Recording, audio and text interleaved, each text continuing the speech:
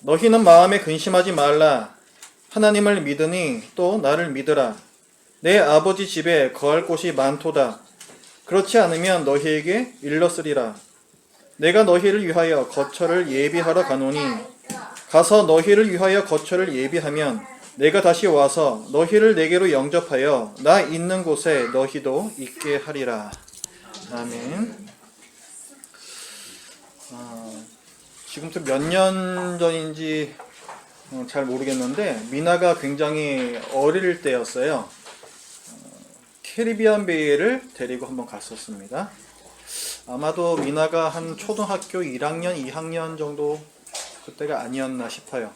근데 그곳에서 놀다가 캐리비안 베이에 유수풀이 있거든요. 그 유수풀에 미나를 튜브에 태워가지고 한번 이렇게 돌렸어요. 이게 돌다 보면은 오겠지 싶어가지고 돌렸는데 애가 안 오는 거예요. 그 중간에 이 길이 갈리는 데가 있는데 거기서 얘가 이제 딴 데로 빠져서 그래서 만나지를 못했습니다. 그래서 이 미나가 졸지에 미아가 된 거죠. 나중에 미아 보호소에서 미나를 찾았습니다. 미나야, 그때 기억나?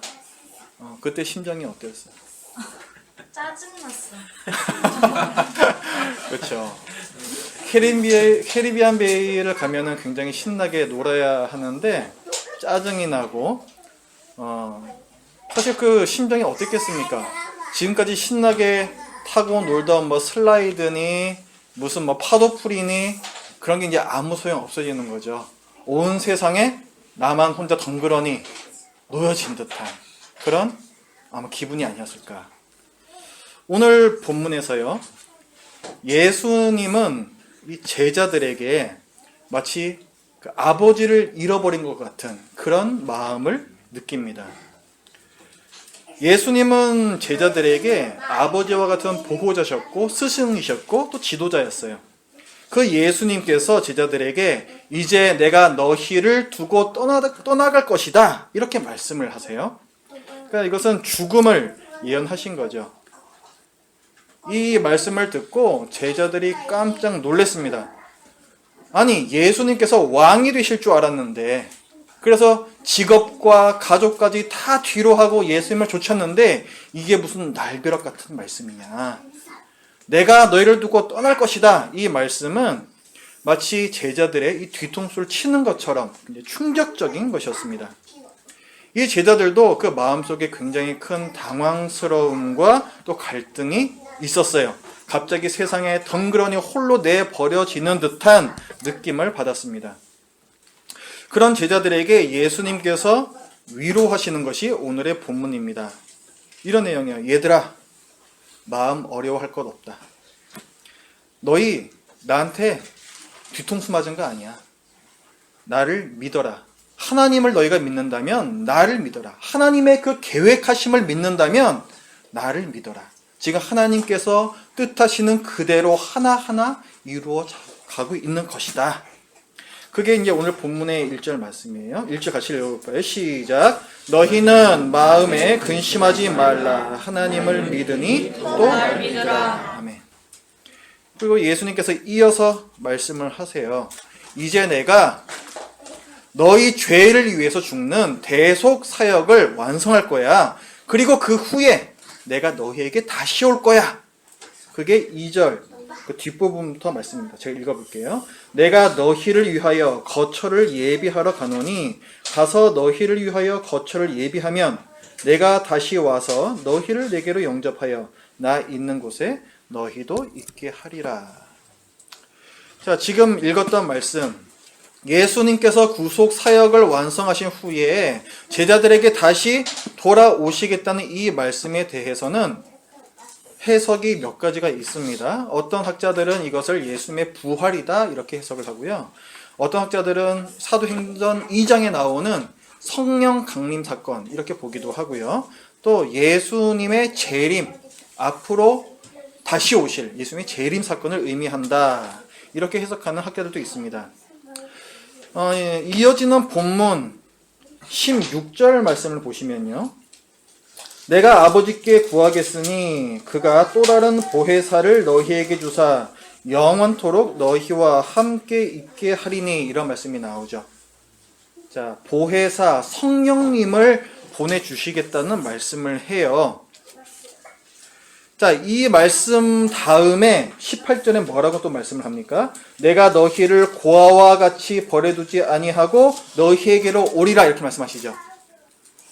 그러니까 성령님을 보내주시겠다고 말씀을 하면서 내가 너희에게 다시 오겠다 말씀하시는 이 문맥을 보면은, 이것은 아까 봤던 몇 가지 해석 중에서 그 사도행전 2장에 나오는 성령 강림 사건, 그러니까 성령님께서 신자들 안에 내주하시는, 안에 거하시는 그 사건을 의미한다라고 보는 것이 더 자연스럽습니다. 그리고 또한 성경이 때때로 성령님을 예수의 영, 그리스도의 영 이렇게 표현을 하거든요.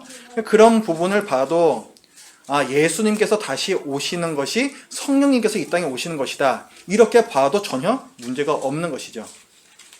결국 예수님께서 가서 너희를 위하여 거처를 예비하면 다시 오겠다라는 이 3절의 말씀은 예수님께서 죽으시고 부활하시고 승천하신 후에 성령님께서 신자들과 함께 하시며 동행하실 거라는 약속을 뜻합니다. 예수님께서는 이것이 너희에게 더 오히려 유익이다, 더 좋다, 이렇게 말씀을 하세요. 왜 그런가? 육신을 입고 계신 예수님은 육체의 한계를 가지시죠. 그러니까 그 시대, 바로 그때에, 바로 그 근처에 있는 사람들만 보살피실 수가 있습니다. 하지만 성령님은 영이시기 때문에 육체의 한계가 없으세요. 따라서 모든 시대에, 그리고 모든 지역에서 동시에 신자들을 보살피실 수가 있죠. 그러니까 이 신자들에게는 성령님께서 오시는 것이 더 유익인 거예요. 우리가 바로 그 혜택을 누리고 있습니다. 마치 예수님께서 당시에 제자들과 함께 계셨던 것처럼 예수의 영, 성령님께서 우리와 항상 함께 계십니다. 성령님은 이 세상의 신자들을 인도하세요. 어디로 인도하시는가? 첫 번째, 구원의 길로 인도하십니다. 자, 3절 말씀에 나 있는 곳에 너희도 있게 하리라 말씀하시죠. 자, 예수님께서 이제 어디로 가시는 거예요? 하늘로 가시는 거죠. 그러니까 예수님께서 승천해서 가시는 곳, 하늘나라, 하나님 나라에 너희도 있게 하겠다라는 말씀이에요. 그러니까 성령님께서는 신자를 천국으로 인도하십니다. 사람이 어떻게 천국에 갑니까? 사람이 천국에 가려면 하나님이 누구인지, 인간은 어떤 존재인지, 천국과 지옥은 무엇인지, 사람이 어떻게 하면은 죄에서 구원을 받을 수 있는지, 이런 것들 다 알아야 되죠. 이것을 구원의 지식이라고 할 수가 있습니다. 근데 이 구원의 지식이 이 성경에 기록되어 있어요. 근데 이것을 진리로 믿고 받아들이도록 하는 것이 바로 성령님께서 하시는 일입니다. 그냥 이 책을 읽는다고 해서 이것이 믿어지는 게 아니에요. 성령님께서 그 사람에게 특별한 은혜를 주실 때에 이것이 진리로 믿어지는 것이죠. 성령님께서는 사람을 구원의 길로 인도하시는 거예요. 그리고 두 번째, 성령님은 신자들을, 그러니까 이미 구원받은 신자들을 또한 바른 길로 인도하십니다. 신자들은 이 세상에서 죄와 항상 싸우면서 살죠. 성령님께서 그들을 옳은 길로 인도하십니다. 로마서 8장 5절에서 육신을 따르는 자는 육신의 일을, 영을 따르는 자는, 그러니까 성령님을 따르는 자는 영의 일을 생각한다. 또 로마서 8장 13절부터는 이렇게 말씀합니다. 너희가 육신대로 살면 반드시 죽을 것이로되 영으로서 몸의 행실을 죽이면 살리니 무릇 하나님의 영으로, 그러니까 성령으로 인도함을 받는 사람은 곧 하나님의 아들이다. 그러니까 신자를 하나님의 영 성령님께서 인도하십니다. 바른 길로 인도하시는 거예요. 자, 지금까지 본 것처럼 성령님께서는 이 세상을 사는 신자를 인도하십니다. 그러나 그 인도하심이라는 것은 그냥 내가 그저 가만히 있어도 어떻게 내가 질질 끌려가서 그 바른 길로 가 있거나 내가 그냥 구원을 받게 되는 그런 것이 아닙니다. 신자는 매사에 민감하게 깨어서 성령의 인도하심을 구하려고 노력을 해야 합니다. 그러면 우리는 성령의 인도하심을 어떻게 받는가? 먼저 성령의 인도하심이 아닌 것을 살펴보겠습니다. 직통계시, 흔히 우리가 말하는 예언이라는 것입니다. 신약 성경에는 직통계시가 나와요. 그런데 직통계시, 이 시대에는 성령의 인도하심이 아닙니다. 자, 우리가 사도행전 같은 데서 보면은 직통계시도 굉장히 많이 나오거든요. 사울이 다메섹으로 가는데 예수님께서 사울을 만나셔서, 그죠? 환상 중에 말씀하시잖아요. 직통계시입니다. 또 안디옥 교회가 바나바와 바울을 선교사로 파송을 하는데 그것도 다 직통계시를 받고서 그렇게 하는 거죠. 이런 것들을 비롯해서 사도행전에는 수없이 많은 직통계시들이 나와요. 그러나 이것은 신약 교회가 세워지던 시대, 아직 이 신약 성경이 기록되기 전의 시대, 그러니까 이 성경이 완전히 다 기록되기 이전 시대에 그 시대에 국한해서 하나님께서 특별하게 허락하신 그런 사건입니다. 신구약 성경이 이제 완성이 되었죠. 그리고 신약의 교회가 안정적으로 세워진 이후에는 이 직통계시라는 것은 종료되었습니다. 왜냐하면 계시가 다 이 성경에 완전하게 기록이 되었기 때문에 그런 거예요. 성경이 완성된 후에는 하나님께서 새로운 계시를 주시지 않습니다. 성령님께서는 우리를 인도하실 때 결코 새로운 계시를 사용하지 않으세요. 오히려 옛 계시, 즉 이 성경에 기록된 계시를 사용하십니다. 그러니까 우리에게 주어진 하나님의 계시는 이 성경이 전부인 거예요. 그러니까 여러분이 교회 다니시면서 속칭 용한 권사님 찾아가서 기도받고 예언받고 하는 것이 전혀 성경적이지 않다라는 거예요. 또 성령의 인도하심이 아닌 것, 꿈, 환상, 또 특별한 사건이나 어떤 증표, 이런 것들. 특별한 사건이나 증표로 하나님의 뜻을 찾으려는 것은 전혀 성경적이지 않을 뿐 아니라 그것을 기준으로 판단하면 오히려 잘못된 길로 가실 수가 있습니다. 하나님께서 제게 뭔가 특별한 것을 보여주셨습니다. 참 감격스럽고 은혜스럽게 들릴 수는 있는데요. 그것은 종종 자기의 바램과 욕망을 이루거나 합리화시키기 위한 가장된 거룩일 때가 대부분입니다. 자, 또 성령의 인도하심이 아닌 것, 우리의 감정과 느낌이에요. 뭘 자꾸 느끼려고 그래.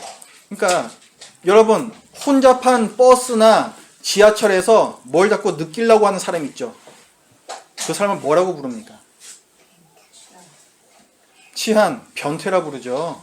신앙에도 변태 신앙이 있어요. 신앙생활을 하면서 뭘 자꾸만 느끼려고 그래. 느껴야만 그것이 제대로 됐다라고 생각을 하는 거죠. 변태 신앙입니다.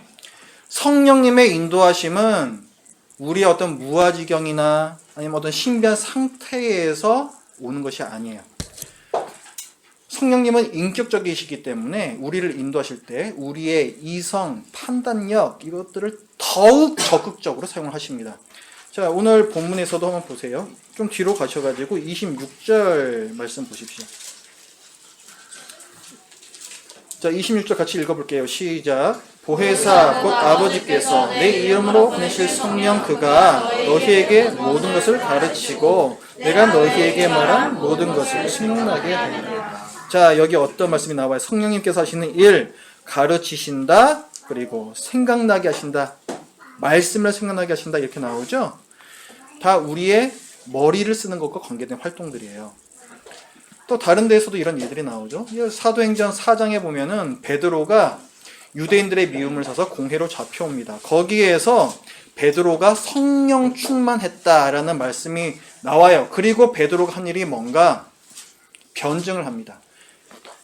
예수님이 어떤 분이신지를 밝혀요. 그런데 그것을 어떻게 밝히냐면 구약 성경, 당신 신약 성경이 없었으니까 구약 성경에 나오는 시편 말씀을 인용해서 바로 예수님이 그리스도라는 사실을 증명을 합니다. 그러니까 뭐예요? 이성적인 활동이 더욱 활성화된 거죠. 또 사도행전 7장에 보면 스데반 집사가 나와요. 스데반 집사가 자기를 죽이려고 하는 그 유대인들에게 둘러싸여 있습니다. 그 상태에서도 또 스데반이 성령 충만한 상태가 돼요. 그래서 어떻게 되는가? 스데반이 이 구약 성경과 히브리 역사를 쫙 꿰어주면서 예수님이 어떤 분이신지 그것을 또 밝혀요. 그러니까 성령님께서는 우리를 인도하실 때 사람들에게 드디어 뭔가 느낌이 옵니다, 이렇게 말하게 하시는 게 아니라 머리를 쓰게 하신다는 거예요. 자, 우리가 또 혼동하기 쉬운 것 중에 또 하나가 있는데, 성령의 인도하심이 아닌 것, 장애물. 우리가 어떤 일을 하려고 그래요. 그런데 그 일을 하다 보면 뭔가 어려운 일이 생기죠. 그 어려운 일이 생기면 혹시 하나님께서 나를 이 길로 가지 못하게 막으시는 건가? 그렇게 생각할 수가 있어요. 그렇죠? 물론 그럴 수도 있습니다. 그럴 수도 있지만 또 많은 경우에 그것은 그렇지 않아요. 오히려 그 어려움, 장애물은 신자를 더욱 단단하게 만드시기 위한 하나님의 연단의 과정입니다. 예를 들어서 저의 경우에도 이 목사가 되기까지 여러 가지 많은 어려운 과정들이 있었습니다. 정말 내가 목사가 되는 것, 목회자가 되는 것을 하나님께서 막고 계시는 것이 아닌가 생각할 정도로 심각한 사건들이 몇 가지가 있었어요. 하지만 그 시간들을 통해서 내가 정말로 목회를 왜 하려고 하는가, 그것들을 다시 한번 짚어볼 수 있는 시간이 되었고요. 하나님의 소명이라는 것, 그것을 정말 철저히 점검해 볼 수 있는 오히려 유익이 되는 시간이 되었습니다. 반대의 경우도 있을 수가 있겠죠. 우리가 흔히 얘기하는 형통함이라는 거, 내가 뭔가를 하려고 그러는데 그 일이 너무너무 잘 풀려요. 그래서 하나님께서 이 길을 복을 내려주셨구나, 이건 하나님께서 분명히 원하시는 길이구나, 그렇게 생각할 수가 있습니다. 절대 그렇지 않아요. 그럴 수도 있지만 안 그런 경우도 굉장히 많습니다. 오히려 마귀가 우리를 유혹하기 위해서 그런 떡고물들을 놓아주는 경우도 허다하게 많아요. 그러니까 이런 어떤 우리의 장애물, 형통함, 이런 것을 가지고 하나님의 인도하심인지 아닌지 판단할 수는 없다는 얘기죠. 자, 그러면 성령님의 인도하심을 받는 방법에 대해서 살펴보겠습니다. 첫 번째, 부지런히 성경을 읽고 연구하십시오. 성령님은 성경 말씀과 함께 하세요. 성경 말씀을 거스르는 성령님의 인도는 있을 수 없습니다. 그건 불가능한 일이에요. 왜냐하면 모든 성경이 성령의 감동으로 쓰여졌기 때문에 그렇습니다. 성령은 하나님이시죠. 하나님은 진리의 영이세요. 성령은 진리의 영이라고 성경에 나와 있습니다. 그런 성령님께서 성경을 쓸 때에는 A라고 말했다가 이 시대에 와서 B라고 말하신다는 것은 있을 수가 없는 일이죠. 하나님의 뜻은 이 성경에 여러 곳에 기록되어 있습니다. 십계명 같은 계명에도 기록이 되어 있고요. 사도들의 교훈에서도 찾을 수가 있고, 그리스도의 모범에서도, 그리고 또 신구약 이 경건한 성도들의 모범에서도 찾을 수가 있습니다. 또 불경건한, 오히려 우리에게 타산지석이 되는 그런 불경건한 본복에 대한 경고도 많이 나와 있죠. 따라서 만일 우리가 성령의 인도하심을 받기를 원한다면 말씀을 철저히 알아야만 합니다. 즉 성령의 인도를 받는다라는 말은 성경 말씀의 인도를 받는다라는 말과 똑같은 거예요. 디모데후서 3장 16절에서 말하죠. 모든 성경은 하나님의 감동으로 쓰여진 것으로 교훈과 책망과 바르게 함과 의로 교육하기에 유익하다. 성경에 어디에 쓰는 거냐? 하나님께서 우리를 교훈하시고 책망하셔서 바른 길로 인도하시기 위해서 이 성경을 주셨다는 거예요. 그 성경을 평소에는 보지 않으면서 직통계시로, 꿈과 환상으로, 특별한 증표로, 특이한 어떤 느낌으로 성령님의 비상한 인도하심을 구한다는 것은 참으로 염치 없는 게으름입니다. 하나님께서는 결코 그런 식으로 우리를 인도하지 않으세요. 그러려면 애초부터 성경을 주실 이유가 없었죠. 성경 뭐 하러 주세요? 그냥 그때그때 나타나시면 되잖아요. 너 아직 구원 안 받았어? 그럼 꿈에 한번 나타나 주셔가지고 자, 이제 나를 받지? 이제 예수 믿어. 그리고 구원 받아. 이래 주시면 훨씬 더 쉽잖아요. 왜 이렇게 복잡하게 성경을 다 읽어봐야 되고 이 뭐 지식을 또 알아야 되고 왜 이렇게 복잡합니까? 또 우리가 살면서 예를 들어서 뭐 직장 문제로 고민하고 있어요. 이 직장을 가야 되나 저 직장을 가야 되나 고민하고 있어요. 그러면 그냥 하나님께서 한번 어떤 뭐 증표를 보여주신다든지 진짜. 아니면 우리 귀에다 대고 직통 계시로 너 저기 요 회사로 가 이렇게 말씀해 주시면 얼마나 쉬워요. 혼동도 안 되잖아 우리도. 근데 왜 그렇게 안 하실까요? 성령님께서는 성경 말씀을 통해서 우리를 인도하십니다. 부지런히 성경을 읽고 공부하십시오. 자, 성령님의 인도하심을 받는 두 번째 방법. 하나님께서 여러분에게 주신 이 이성, 이 머리 있잖아요, 머리. 이 이성을 적극적으로 활용하십시오. 도덕적 판단이 필요한 경우가 있죠. 예를 들어서 내가 어떤 사업을 하려고 그래요. 그럼 예를 들어서 내가 뭐 단란주점을 해도 되겠는가? 이런 궁금증을 품을 수가 있어요. 안 되죠.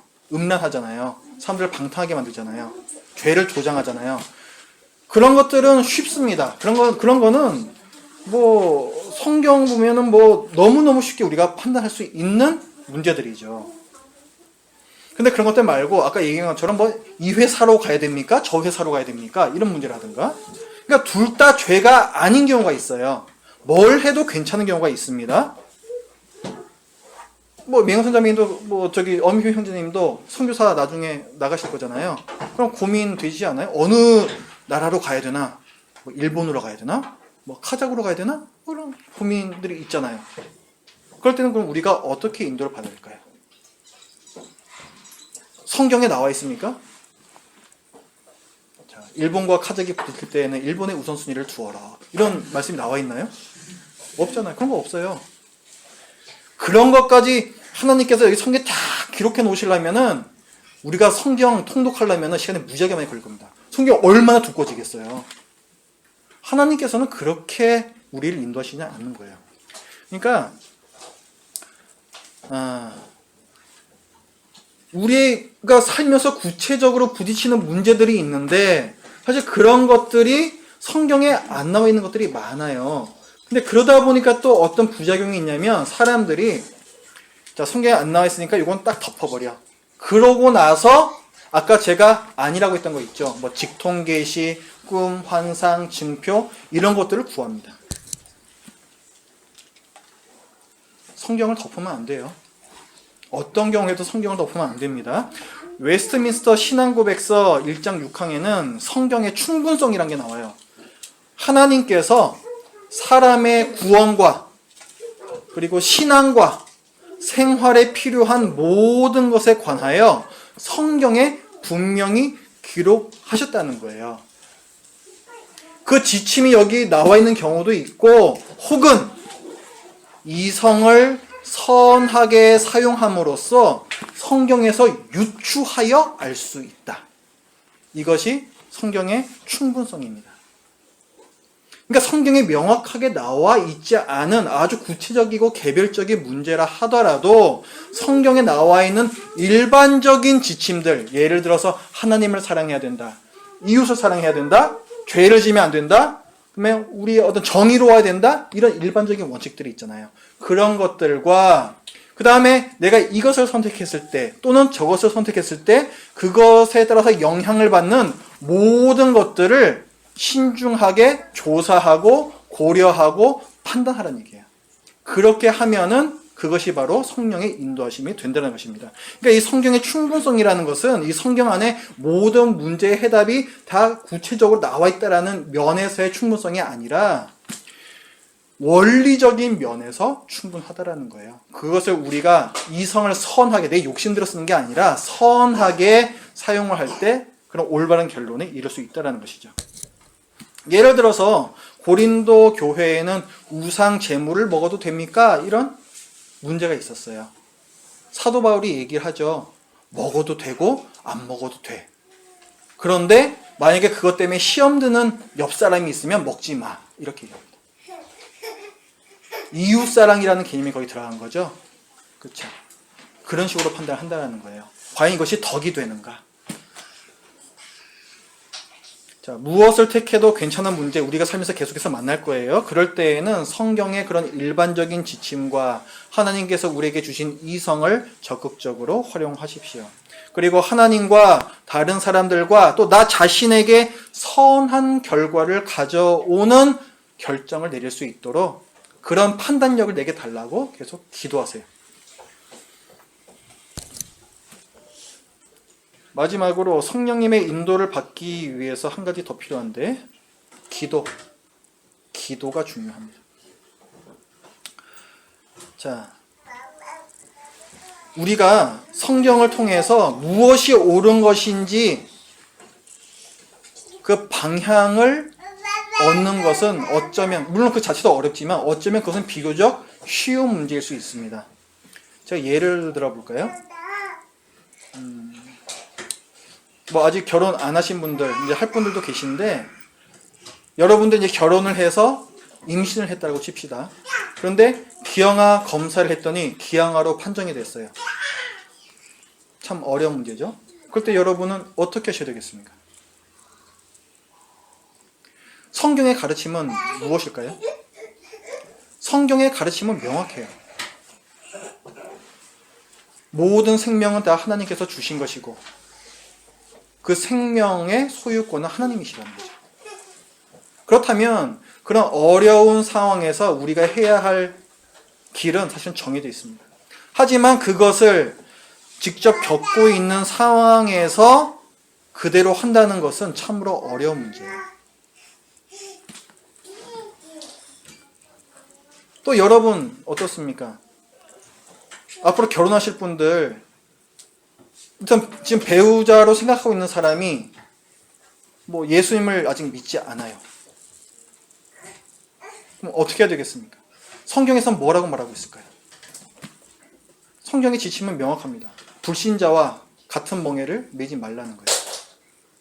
결혼하면은 본인도 고생하고 배우자도 고생합니다. 내가 사랑하는 그 배우자도 고생을 해요. 그럼 그 경우는 우리는 어떻게 해야 될까요? 자, 이런 어려운 문제들이 생기죠. 어떤 것이 맞는지는 내가 알아요. 하지만 그것에 순종하기는 쉽지 않은 거죠. 그래서 기도가 필요합니다. 내가 원하는 것이 있고 하나님께서 원하시는 것이 부딪힐 때 만약에 내가 하나님께서 원하시는 것을 선택하면 나에게 감정적인 피해, 물질적인 폐해, 여러 가지 피해가 예상이 될 때 내 뜻을 내려놓고 하나님 뜻에 순종하기 위해서는 기도해야 됩니다. 겟세마네 동산에서 예수님께서도 기도하셨잖아요. 할 수만 있다면 이 잔이 지나게 주옵소서. 하지만 내 뜻대로 마시고 아버지 뜻대로 하옵소서. 그러면 우리의 기도는 어떻습니까? 우리의 기도는 지금 여러분들이 하고 있는 기도 한번 떠올려 보세요. 아버지 뜻대로 하옵소서가 많습니까? 아니면은 내 뜻대로 하옵소서 이게 많습니까? 그럼 우리가 가슴에다가 손을 올려놓고 정직하게 생각을 해보자고요. 어떤 분은 아예 이런 게 부담스러우니까 아예 기도 안 해. 기도해봐야 불편하니까. 어차피 순종 안 할 거니까. 그럼 그건 옳은 건가요? 그거는? 그래서는 안 되는 거죠. 기도는요, 하나님을 내 뜻대로 설득하는 자리가 아닙니다. 하나님의 뜻에 나를 맞추는 자리가 바로 기도의 자리예요. 완전하시고 흠 없으신 예수님께서도 기도하시면서 순종하셨다면 우리는 말할 것도 없는 거죠. 기도 없이 순종한다? 불가능한 일입니다. 우리의 삶은 참 불확실합니다. 뭐 성령님의 인도하심을 받는 방법에 대해서 우리가 지금 들었지만 여전히 그렇게 해도 이것이 맞는지 저것이 맞는지 분별하기 쉽지는 않아요. 그래서 우리는 또 불안하죠. 여기 계신 직장인분들은 직장 얼마나 불안합니까? 여러분의 인생을 책임질 수 있는 직장이 요즘 있습니까? 없잖아요. 뭐 38선, 4호점 이거 다 옛날 얘기잖아요. 벌써부터. 지금 뭐 더 심해졌죠. 퇴직한 후에 도대체 생계는 어떻게 꾸려가야 될 것인가? 내 가족들은 또 어떻게 책임져야 될 것인가 생각만 해도 막막하실 거예요. 정말 아직 일어나지 않은 상황이지만 생각만 해도 아무도 돌아보지 않는 그 황량한 거리 가운데 홀로 덩그러니 내버려진 그런 기분이 드시지 않습니까? 학생들도 마찬가지죠. 내가 앞으로 무슨 일을 하면서 살아야 되는가? 내가 고등학생 이 생활은 또 어떻게 해야 되는가? 내 진로는 어디로 잡아야 되는가? 모르잖아요. 어렵잖아요. 이런 막막한 세상에서 참 감사하게도 우리에게는 의지할 분이 있고 또 우리가 갈 길을 인도해 주시는 분이 계세요. 여러분을 구원하신 예수님께서는 여러분을 이 세상에 고아처럼 내버려 두지 않으셨습니다. 예수님께서 제자들을 가르치고 인도하셨듯이 성령님을 여러분 안에, 여러분 한 분 한 분 안에 성령님을 보내셔서 여러분을 지켜주시고 여러분을 인도하시고 여러분이 성경 말씀을 깨닫게 하시고 또 바른 길로 갈 수 있도록 인도해 주고 계십니다. 여러분이 이식하고 있지 않을 뿐 성령님께서 지금 이 자리에서 여러분 안에 함께 계세요. 성령님께서 인도하시는 길은 구원의 길이고 바른 길이라고 했습니다. 그런데 그 길은 결코 편안한 길은 아니에요. 그 길은 사람들이 나는 이해 못하겠다라고 고개를 절레절레 흔드는 길입니다. 종종 손해를 감수해야 하는 길이에요. 그래서 하루가 멀다 하고 내가 이러면서도 믿음 생활을 해야 하는가? 우리의 믿음을 계속적으로 요구하는 길입니다. 어떤 분은 이런 말을 할지 모르겠어요. 그런 길이라면 저 성령님의 인도 그런 거 필요 없습니다. 뭐 그래요? 저 그런 인도 필요 없어요? 아니 뭐 천국으로 가는 길이라면서 뭐 그렇습니까? 이렇게 말하시는 분이 있을 수가 있어요. 과연 천국이 무엇일까요? 여러분 천국이 뭐라고 생각하십니까? 그냥 걱정 없고 즐겁고 행복한 거? 도대체 뭐가 천국이에요? 무엇이 여러분을 즐겁고 행복하게 합니까? 넓은 집입니까? 아니면 좋은 차? 아니면 맛있는 음식? 천국에 가면 그런 것들이 있어서 우리가 즐겁고 행복할까요? 아빠를 잃어버린 아이에게는 아무리 캐리비안 베이라도 그것은 지옥입니다. 아무리 최첨단 놀이기구 있으면 뭐해요? 나하고 전혀 관계없는, 나를 절대로 행복하게 해줄 수 없는 것들이 되어버리는데, 천국의 본질은 내가 하나님 아버지와 함께 있는 것입니다. 따라서 성령님과 함께 이 세상을 걸어가고 있는 신자는 이미 이 세상에서 천국을 누리고 있는 거예요. 성령님께서 인도하시는 길은 쉽지는 않을지 몰라도 하나님과 울고 웃는 행복한 따뜻한 길입니다. 그리고 부와 명예는 없을지 몰라도 하나님 아버지와의 추억이 있는 길이에요. 이런 성령님의 인도하심은 저절로 얻어지거나 비상한 사건으로 나타나는 것이 아닙니다. 늘 말씀 읽고 기도하는 사람이 성령의 인도를 받아요. 말씀과 기도가 모두 없는 사람, 말씀도 안 읽고 기도도 안 하고 이런 사람은 세상 풍랑에 그냥 이리저리 그냥 휩쓸려 다니는 그런 배와 같습니다. 어떤 분은 말씀을 읽는데 기도를 안 해요. 그러면은 그분은 방향성은 알고 있습니다. 그러니까 이 방향타는 자기가 쥐고 있는데 돛이 없어요. 기도를 안 하니까 힘이 없는 거예요. 앞으로 나아가지는 못해요. 늘 그 자리에 머물러 있습니다. 또 어떤 분은 기도는 열심히 하는데 말씀을 읽지 않아요. 이런 분은 어디론가 싱싱 잘은 달려갑니다. 하지만 방향타가 없는 배와 같아요. 어디로 갈지 아마도 위험한 곳으로 가실 가능성이 많습니다. 말씀과 기도 중요합니다. 말씀으로 성령님의 인도하심을 알고 기도를 통해서 성령님의 인도하심에 순종하는 힘을 얻는 우리 모두가 되길 바랍니다. 기도하겠습니다. 하나님 아버지, 이 어려운 세상을 저희가 살아갈 때 저희를 고아와 같이 내버려 두지 아니하시고 또 성령님을 저희 안에 보내주셔서 저희가 또 힘들 때 위로하시고 저희가 또 어려울 때 결정을 내릴 수 있도록 도와주시며 세상 사람들이 저희를 욕할 때에도 항상 저희 곁에 계셔주시는 그 성령 하나님께 감사를 드립니다. 하나님 아버지, 저희들이 머리로는 그렇게 알고 있으면서 그러나 말씀을 멀리하고 또 기도에 게으른 그런 저희의 모습은 아닌지요. 저희들이 하나님의 인도하심을 구한다고 하면서 저희가 할 바는 하지 않고 있는 또 그런 모습은 아닌지요. 말씀과 기도에 전력을 내게 하여 주시고 또 매일매일 하나님의 인도하심을 따라가는 우리 청라 한빛교회 교인들 되게 하여 주시옵소서. 예수님의 이름으로 기도드립니다. 아멘.